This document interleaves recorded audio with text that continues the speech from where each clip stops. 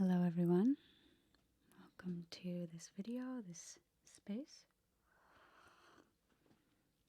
Just drinking some English breakfast tea here. So get yourself something if you feel cozy and want to sit down for a little while and have a chat. I have missed you guys. I've missed chatting with you and sharing what's going on in my life. I know that some of you have really connected, resonated in the past with what I've shared here on this channel, which has been a lot of different things. I come back to this baseline of relaxation as much as I can because ASMR, meditation, hypnotherapy, spiritual practices like that have really helped me over the years with an immense amount of, at the time, anxiety. And now in my life that I'm a mother and I have different priorities, there is a different side of me that's come out, and one of the biggest parts of that side of me is something that I think I've repressed for a long time, and it's been coming out. And I wanted to talk about that with you today because hypnotherapy has been a major help for me with that. Tarot has been a major help for me with that, and just some probably non-typical ways of doing therapy. But even when I say doing therapy, I'm thinking of home cooked meals, and I'm thinking of going for walks in nature. So there is some traditional tools that I've used that I never used to find were tools, even though you need to eat to live, and even though you need to breathe fresh air to live. There's certain things that you take for granted when you're growing up. Anyways, I hope you're doing well. And if you have any questions, please let me know in the comments. I'd love to hear from you. And yeah, it's just been a bit of a whirlwind ever since I got pregnant, in that I just haven't really had as much time and haven't given myself as much time to share my voice with you here. And I really want to do that more. I know that being a sensitive, empathic person in the world, being a creative person, trying to be an entrepreneur, things like that, that there's a lot of you out there that are trying to do the same, and you come up with struggles and blockages and issues. And that's why I really do want to get into hypnotherapy a little bit later, and how I've been noticing things about that I've never noticed before, mainly because my husband is certified now. He's an accredited hypnotist. But yeah, we've been having a traditional and a non-traditional relationship, in that he's been guiding me through therapy. Non-traditional because you don't usually think of your relationship, your romantic relationship, being that kind of thing, right? Usually we seek out therapists, but I just find that I really am able to be myself with him, and I'm able to say things, express things that I don't feel as comfortable with other people. So that's been working out really well. And yeah, I guess at this point, I just wanted to share some of the things that have been working for me. Because one of the things is that I have been experiencing some what we just did a session on, actually. We called it non-contextual rage, which when I went into hypnosis, I was calling it distorted rage, because in my head I was like, well, rage surely has a context if it's coming up. Anger definitely does, but rage, actually, we discussed, which I've pretty much landed on for now, and hopefully it just makes sense, moving forward, that rage is something that, we needed and occasionally still do need, but on the rarest of occasions, like when you're fighting for your life, like physically, because it gets crossed over, and this is the issue I was having, it gets crossed over with self-preservation. And in today's modern age, we aren't having to physically fight for our lives like our ancestors did, right? I mean, there's still some of that going on today, and that is where, rage actually, like, you're fighting for your life. You need a lot of anger. You need a lot of movement, force, rah. You know what I mean? That's the only circumstance. And then when it gets confused, is in these states where you're just trying to preserve yourself. You're having this self-preservation act coming through you, but essentially it's coming out non-contextually. It's coming out in the wrong context, because actually this is rage that has been repressed and is coming out now in the wrong context, right? So that's what I've been working through recently. And I've been doing that with the help of hypnotherapy and just really reflecting on what's going on. And I think that is one of the biggest things a lot of us are called to in this modern day age, is therapy. And for good reason. Like, we, generationally, epigenetically, we still have a lot of rage in our family systems, right? Because of, they were in wars and they, things like that been passed down. But, a lot of us, I don't really like this word, but I'm going to use it because you'll know what I mean, are kind of more in the privileged side of things, in that we don't have to fight for our lives every day. But what we might be dealing with is self-preservation, where maybe someone disrespects us with words, maybe someone does something really gnarly emotionally to us, things like that. Like, those are things that might make you depressed or anxious, but they don't kill you, right? And that's where rage is needed, is something. Anyway, you've heard me with that, but I do want to keep reiterating it, because for me, I've had moments where I feel justified in my rage. And actually, when I go through hypnotherapy and I look at where some of that, not just rage, but like comparison, lack of self-esteem, when I look at some of those more gnarly issues, struggles that I go through, I see where it's rooted in a past experience and how the seed was planted for it and how that seed has grown. And I haven't chopped it back in all these years. I've just habitually gone through the loops of doing that same behavior that is actually, I can now recognize, negative, and non-contextual. That's the point. And the way that I've realized this is through motherhood. Before motherhood, I felt like, again, justified in rage. And with my son, when the rage has come through me, because, it's like there's been a day or a moment of just lack of self-care, the stress has mounted, things like that, and rage has come out. And when that happened, I realized, no, this is not right. This is not, my rage is not in context to the situation. Where is that coming from? And when I've been going back in these hypnotherapy sessions, I've been really surprised of what my subconscious has been showing me, because I would never have thought that these situations from the past had these these resourceful moments in my past are these really big teaching lessons for me in the present day. I guess an example might help you.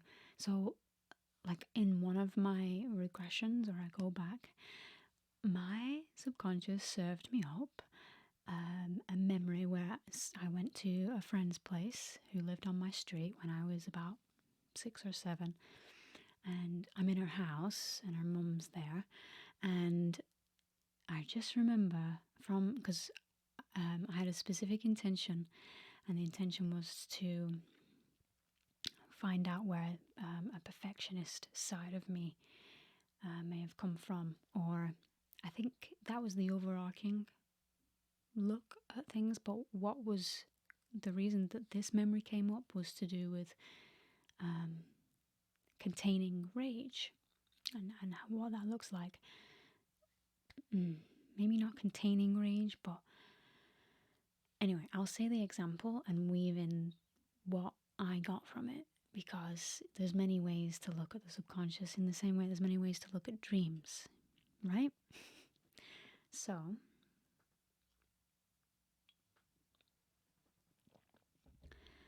essentially doing this hypnotherapy work, and I'll share the example, but it's not as important. The most important thing is the lesson that I learn when I go back and my 7-year-old self tells my 29-year-old self something valuable about that situation that maybe I overlooked, didn't see it from the right point of view, or missed the lesson, let's say.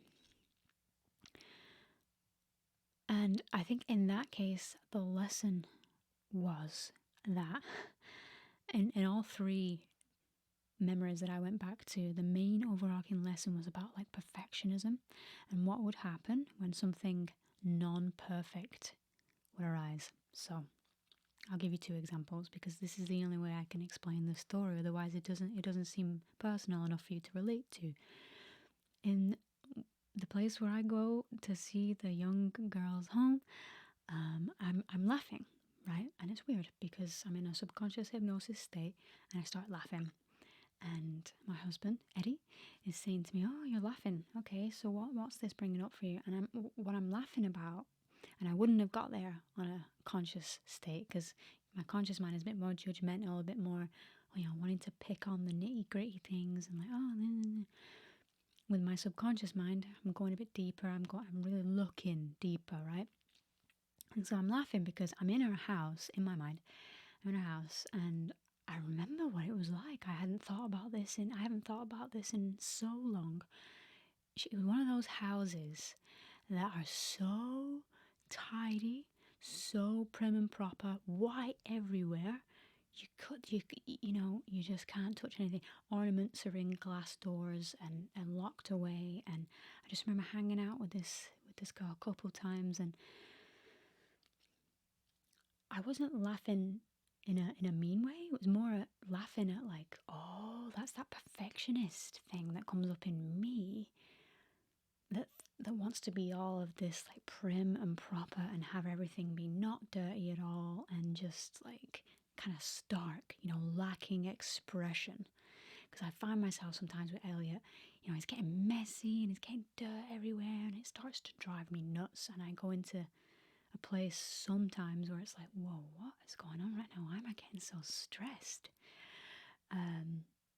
And yeah, there was that house and there was that experience, and I was actually laughing at the perfectionist side of it from my subconscious mind, where it's like, we don't need to be so prim and proper and perfect everything in little boxes that you can't touch, Because then in my second outing with my subconscious mind, I want to say, I was on a quad bike with another person, it was a boy, on my street, and I remember that the intention for this one was to look at a time when I felt, I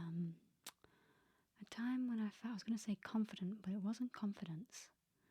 It was something else. Doesn't really matter. The point is that we set intentions together before we go and look at these things. You got to be very clear about what you want from your subconscious, right? And in this example, I go back to this time where I'm on this quad bike with my neighbour and I'm enjoying it. We're going so fast. I'm holding on for dear life. Nature's just zooming past us really fast, but then I start to and this isn't the part, but I start to panic a little bit because I remember that I'm wearing some new clothes that my mum just bought for me, and I start to think about what she's going to say and do when she realises that I'm full of mud, because I start to realise like, oh my god, I'm head to toe, I'm almost covered. So I'm enjoying this adrenaline rush so much, but instead of being in the moment, enjoying it, I start to worry about the dirt. I start to worry about the perfection of my clothes that have just been bought for me, yada, yada, yada. And so it's like when I'm having these anger or uncontextual rage issues with my son, a lot of it is to do with like him not doing something perfectly, even though he's a baby, he's 18 months old. I can logically say to myself, he's 18 months, he's not supposed to do all these different things. You got to have age appropriate things for him. But even with age appropriate things, there's still a lot of mess and there's still a lot of like stomping around. And I think for me, when I come to create art with him, I give him a sheet of paper and I give me a sheet of paper. And as soon as he wants to draw on my paper, I get annoyed because I start to think about how I want to maybe sell this art and I want to share it with people and I don't want baby scribbles all over it. And so, again, these two examples where I go back into the past and I look at the dichotomy between those two experiences and like how they're kind of linking to this perfectionist, clean thing that I want it to be all the time. But actually, when you look at that perfectionist state, it's stark. It lacks expression. Like, unfortunately, I didn't really play with that girl very often because she just wouldn't. Obviously, we just weren't the right people to play with each other. Like, couldn't really get past a certain level of, because it was just closed in. So that helped me with my own perfectionist stuff, where I go into this thing, even with my videos. I think I've said before, there's been so many videos I haven't posted because I go into like a perfectionist mode and think perfection is what I should aim for. But actually, perfection is no fun. Like when I think about the quad bike incident and I think about how much fun I was having until I was like thinking of the consequences. I learned a couple things there. One is the way that I parent Elia. Instead of getting annoyed at him, for example, that he's messy and he creates a mess everywhere, yes, you have to like discipline the behavior in a way. But what I thought of was that, next time around is when I can make better choices with him. So, I don't know, I can have him sit at a table, put a mat down so he's not getting mess everywhere, right? Rather than shout at him in the moment, because I don't like raising my voice at him all the time or whatever. Rather than doing that, because I know how it felt when, I was disciplined for things that actually I was supposed to be enjoying, So what? I got a little bit dirty. The clothes can get washed, right? But it's when these stresses build up in our parents, in us, and we kind of sponge that in and we don't explore as much, for example, our joy. And I don't want to do that to Elliot. I want to make sure that he explores his joy without worrying all the time about the consequences. Sometimes you got to worry about the consequences, So like instead of him drawing all over a wall, he's not really done that yet. He's drawn on the floor, but instead of that, instead of me being stressed about being hyper vigilant on him, it's more about like in that moment, if he was to do this as an example, like draw on the wall, I would say, oh, we don't do that, paint over it, and then just, find ways to not give him the opportunity to draw on the wall, rather than he's drawn on the wall, start shouting at him like, no, you can't do that, that's wrong, all of this kind of stuff, because I've been having some mum guilt with that. Some of the times where I've shouted and stuff, I'm like, what is this? Like, again, uncontextual rage. Those are obviously, minor examples, because there's been other experiences where I've had uncontextual rage that is definitely not coming from a good place. So it's just these little moments, where you'd be surprised at what your subconscious brings up for you. You really would. I've been surprised. In fact, I've second guessed it quite a few times when my subconscious has shown me a certain memory. I'm like, kind of what's this got to do with the situation? Why, this memory isn't good, like why? But actually, what it is that I've tinged it with judgment, with my conscious mind. Whereas when I go in through hypnosis and I look at the memory again, I'm like, oh yeah, okay, I kind of overlooked that, didn't I? And oh yeah, okay, that 5 seconds of adrenaline rush or whatever, that was the stress release we needed at the time.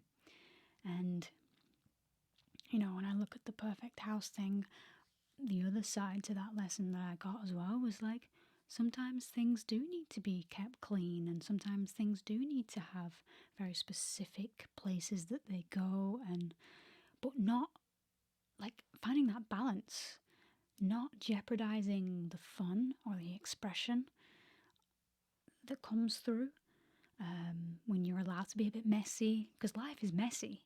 Like, if there's anything I've learned, life is messy, and sometimes my mind can't catch up to that. I'll do something, I'll create something, I'll be doing something in the world, and it's just perfectionist mode in there, and that leads to anger when perfection isn't met. So perfection is something to strive toward, but it's not, it's like in balance, like.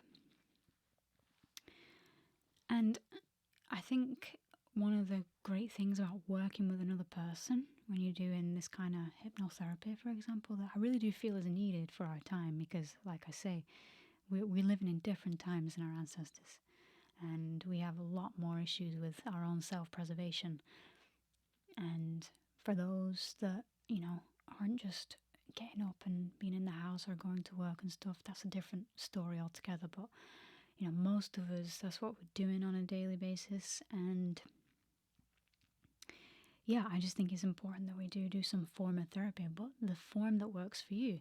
Talk therapy doesn't really work for me as a form of therapy. It just works as a form of, it's like a lesser therapy. Not a lesser therapy. That word sounds too, it's very helpful, talk therapy, but it's not as helpful as what hypnotherapy can be sometimes. It's not for everyone, it's really not.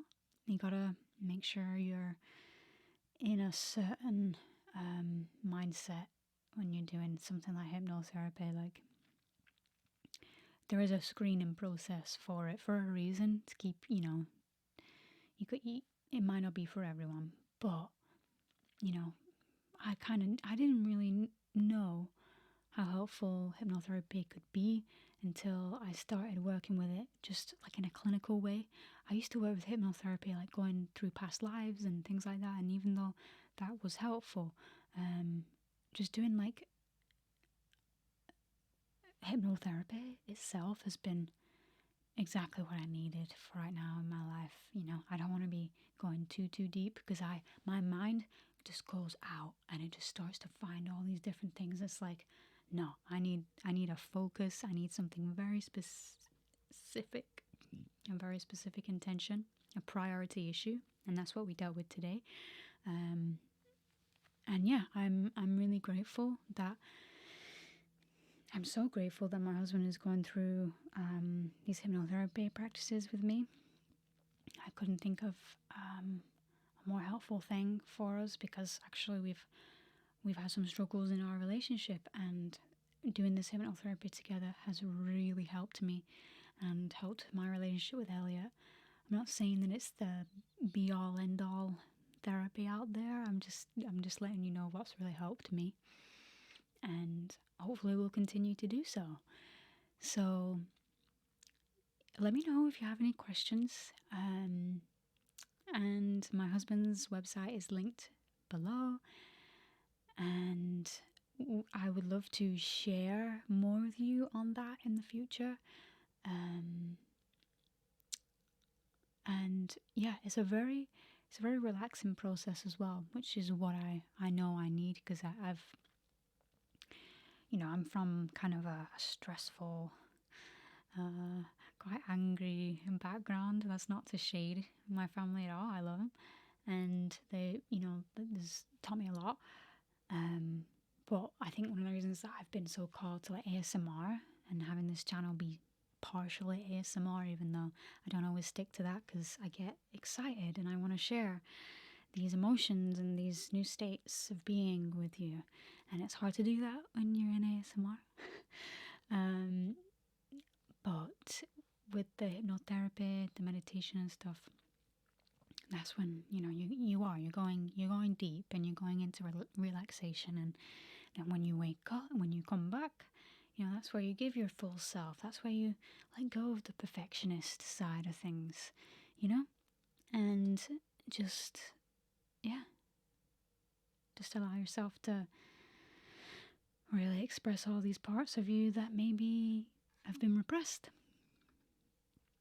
And that's what has been bringing me joy and making me feel like life isn't so hard. I had a period of time there, about a month, where I was really, really struggling, struggling to get out of bed, struggling to operate, even just make a meal, really just, I felt like I was dying. It was a strange experience for me. And so this hypnotherapy has all come right after that experience, where I was just in insomnia all the time. I couldn't sleep. I was just panicking. It was a pretty intense month, to be honest. And Eddie was actually out in the world working at the time, and I was looking after Elliot, and we all got sick, and I think we were just on the wrong path or something for a time, and I was just struggling so much. So yeah, had that experience, and then now into this experience where we feel aligned. I feel aligned with my life, and it's a great feeling. So if you're going through something icky or sticky or really dark, and there is a light at the end of the tunnel, and just keep going. Life throws all kinds, doesn't it? Life is messy, right? But we have tools to lessen the stress, and sometimes it's about keeping it simple. Other times, getting a session for yourself on hypnotherapy. What's nice about I keep saying my husband, it makes it seem like he's mine. He is, but it's weird how we say my, isn't it? Like my son, my husband. It's like a possession thing. Eddie is, what's good about what he's doing is that I know it's nice in person to be with someone, but sometimes it's also uncomfortable. So what's nice is that you get to be in the comfort of your own home, right, near what you know and what feels comfortable for you. But when you're listening with headphones to him, the sound system is great. The setup that he's got is really good. He's created music for it.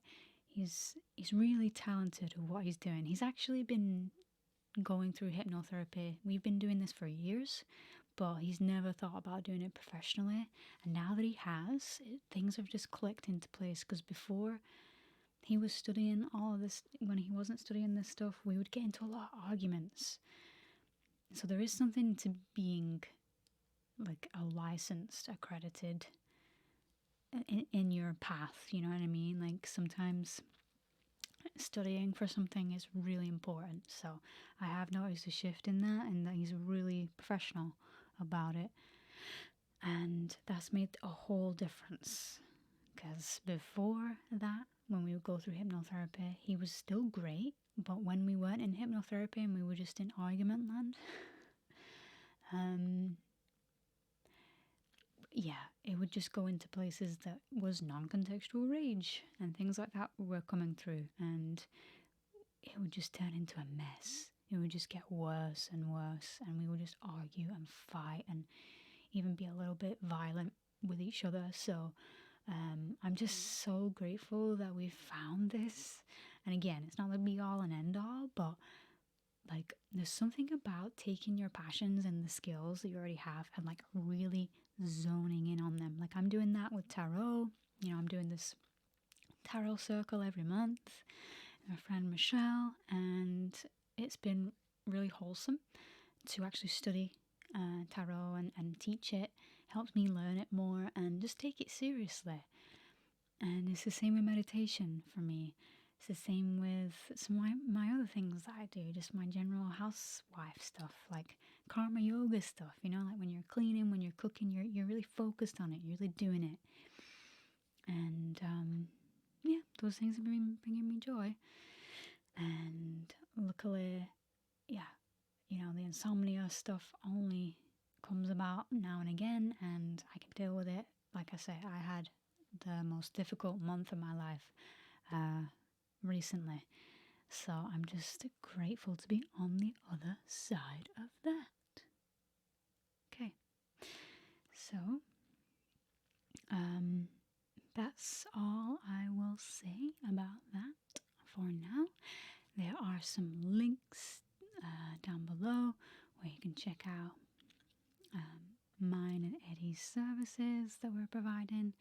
The tarot space is a group space, so you get to practice your spiritual skills with other intuitive, sensitive people that are trying to hone in and get clearer on working with things like synchronicity in their lives.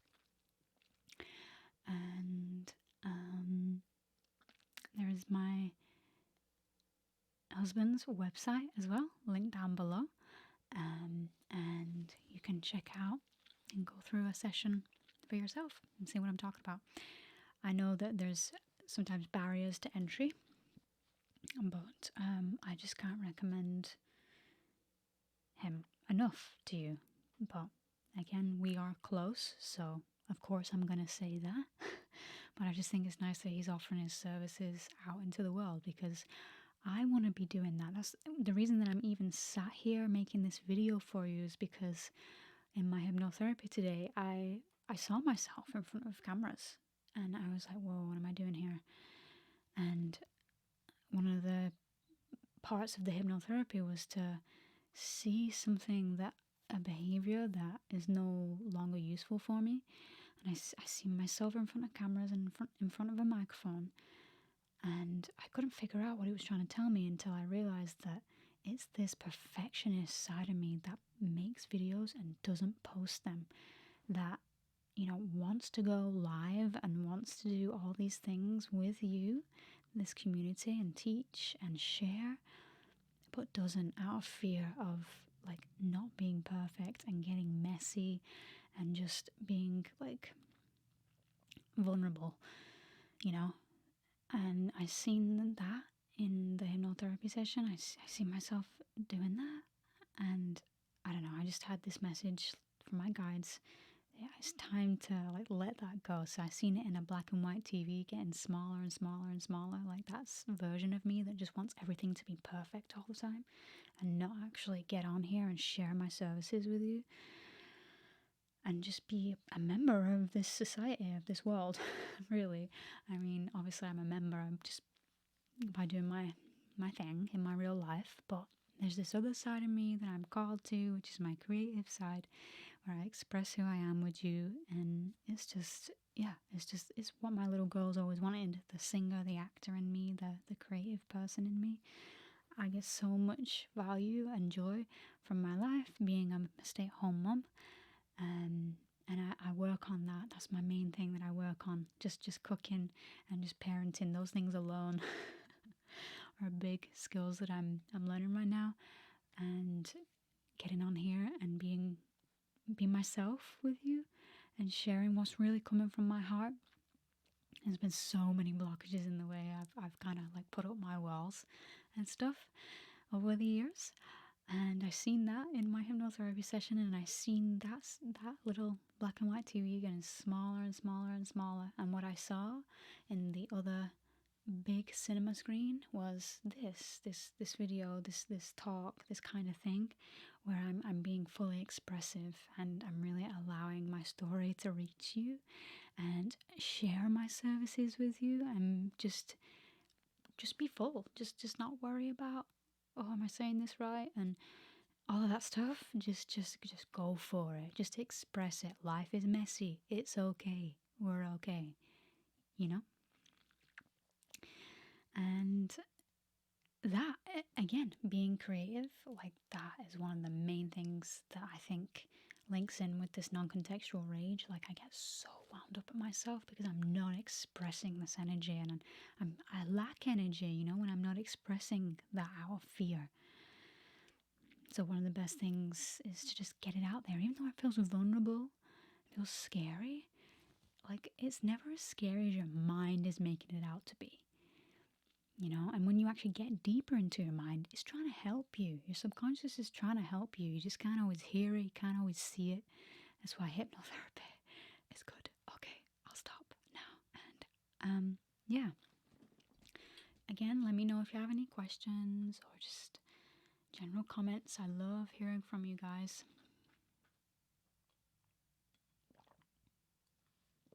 If there's something specific you'd like me to talk about, in regards to hypnotherapy, in regards to meditation, I am planning on doing some ASMR meditations. I've been kind of saving that for like my group sessions and my one-on-one sessions. But eventually I would like to do more ASMR meditations with you, especially ones that are filled with like inspirational talks, things like that. And eventually I do want to go live at some point, but that might only be for patrons at the moment. For now, I'm just working on trying to get time for these videos, and luckily today I have it. So cheers to that, and I will see you next time, my friends. Take care.